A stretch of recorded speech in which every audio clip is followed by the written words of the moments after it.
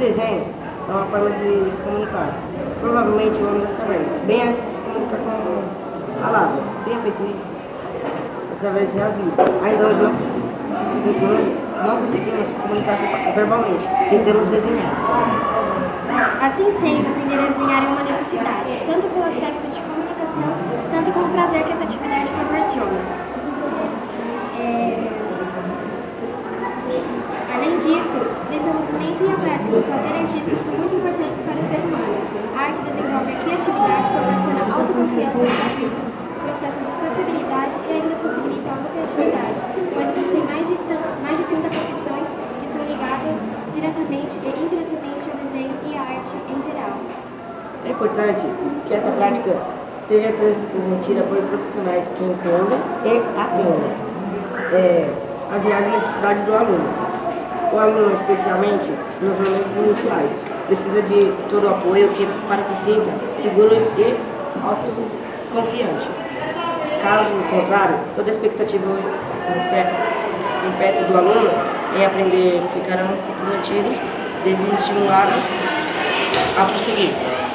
Muito antes do desenvolvimento da escrita, a raça humana já desenhava, fosse para se comunicar, para se expressar ou exercer alguma influência sobre os seus inimigos.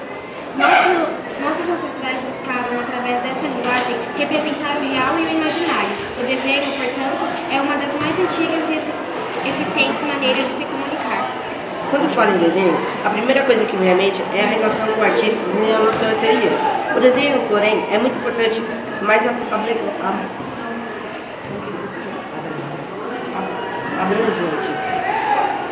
Praticamente tudo o que está à nossa volta foi criado primeiramente a partir de um desenho.